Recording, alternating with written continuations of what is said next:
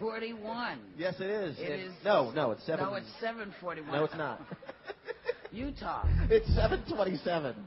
And you're waking up with Whoopi. And what day is it? It is Friday, October 19th. And what are we doing right now? We're hanging out with Mr. Marc Cohn. I am discombobulated. That's what it is. Exactly. He's a Grammy Award-winning artist. He won actually for Best New Artist, and he wrote a song called "Walking in Memphis," which I love.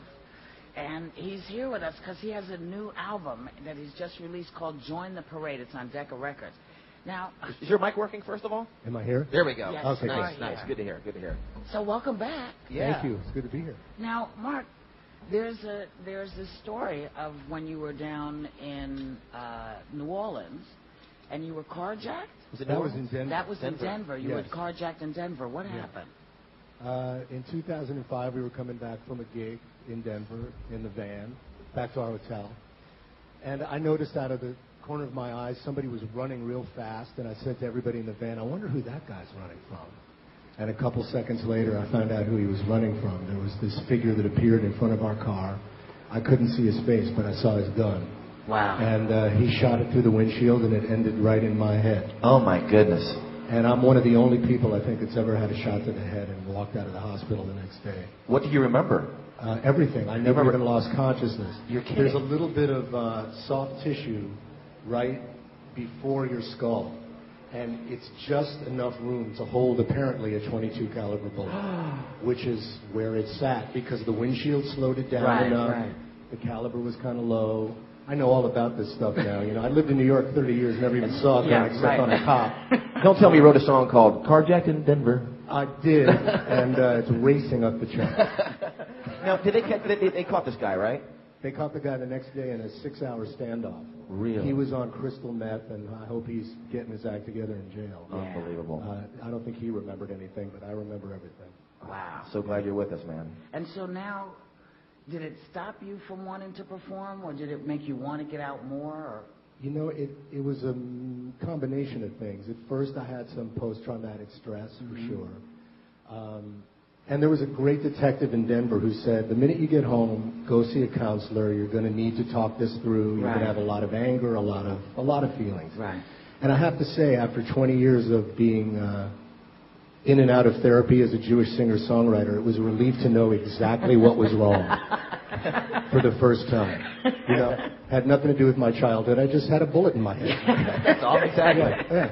Well, you're going to do a new song today, and you're also going to do your classic "Walking in Memphis." Before you do "Walking in Memphis," I have a question about that song. Sure. You have a line in that song saying, "Walking with my feet 10 feet off of Beale." Of course, you're referring to Beale Street in Memphis. Exactly. So what is 10 feet, walking my 10 feet off of Beale? You know, that's the heavenly sort of musical street. So for a musician who has loved the blues and rhythm and blues all my life, I was just elevated because I was so happy.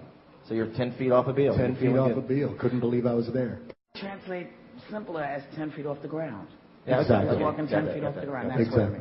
what I mean. Whoopi, I need you. I love hearing that. You know, it's been a while since somebody said that. I'm kidding. Well, we have to get to Walking in Memphis now, if you don't mind. Will you sing I'd for love us? to. And can we dedicate this to my mom, by the way? No.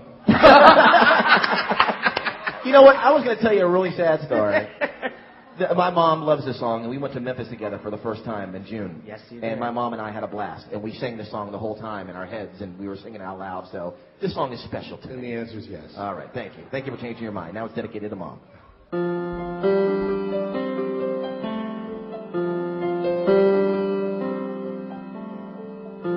Put on my blue suede shoes and I boarded the plane.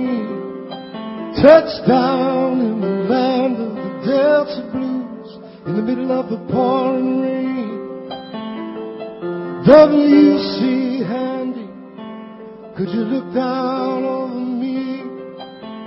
Yeah, I got this first class ticket, but I'm as blue as a boy can be. Then I'm walking in Memphis, walking with my feet 10 feet off the Beale. Walking in Memphis, but do I really feel the way I feel? I saw the ghost of Elvis on Union Avenue. I followed him up to the gates to Graceland. Then I watched him walk right through. Now security did not see him. They just hovered around his tomb. But there's a pretty little thing waiting for the king, and she's down in the jungle, walking in Memphis.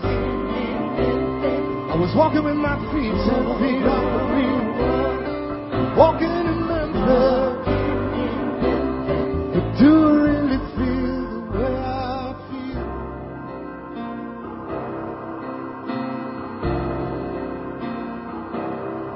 They've got catfish on the table.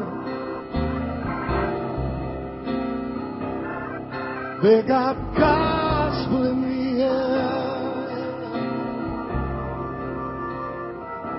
and the Reverend Green be glad to see you if you have not got a prayer.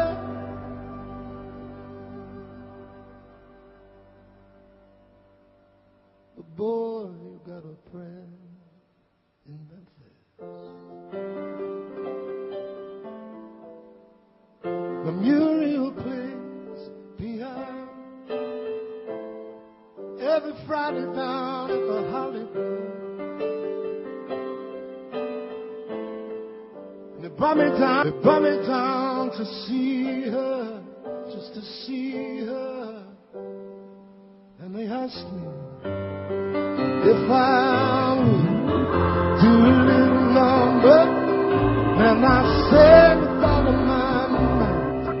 She said, tell me, are you a Christian child? And I said, ma'am, I am tonight, walking in Memphis.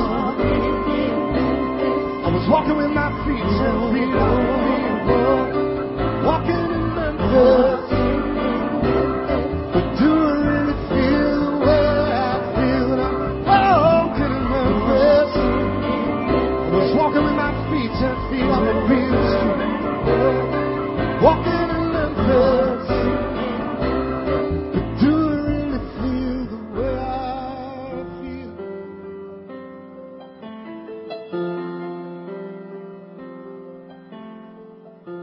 Put on my blue suede shoes, I boarded the plane, touchdown in the land of the Delta Blues, in the middle of a pouring down rain.